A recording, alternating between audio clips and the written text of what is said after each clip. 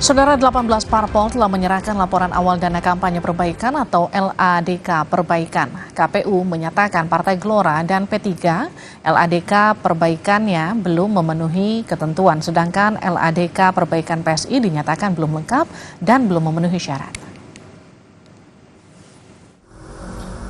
KPU telah menerima laporan awal dana kampanye perbaikan dari 18 parpol peserta pemilu 2024.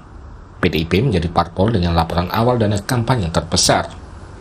LADK PDIP mencapai 183 miliar rupiah. Partai dengan LADK terbesar kedua adalah PSI sebesar 33 miliar rupiah, disusul PAN 29,8 miliar rupiah, P3 20 miliar rupiah, dan PKS di angka 12,7 miliar rupiah. Sebelum tahap perbaikan, LADK PSI sempat mendapat sorotan. Awalnya PSI mencantumkan dana kampanyenya hanya Rp180.000.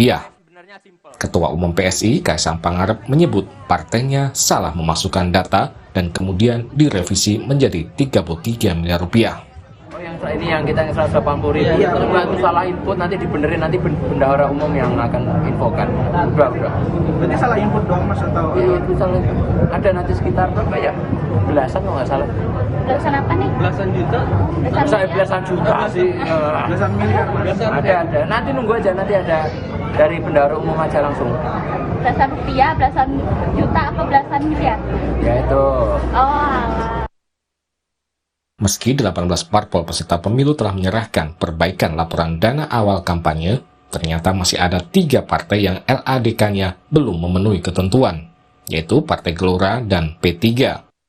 Sedangkan PSI menjadi satu-satunya parpol yang LADK perbaikannya tidak hanya dinyatakan tidak lengkap, tetapi juga belum sesuai ketentuan.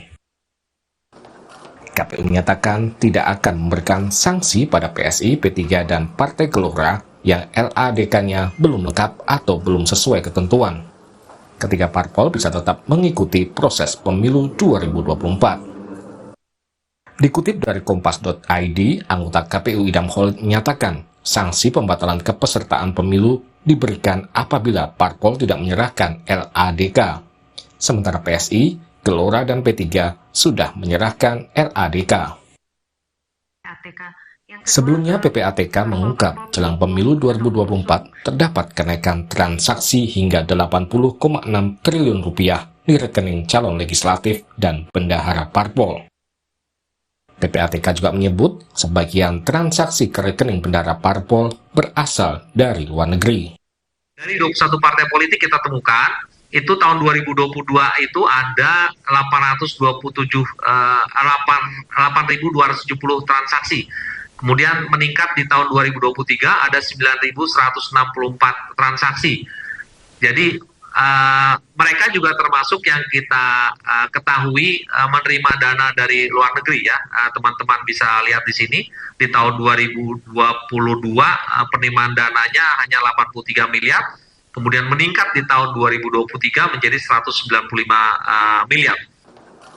Banyak pihak berharap laporan dana awal kampanye bisa menjadi bukti transparansi pengelolaan keuangan parpol.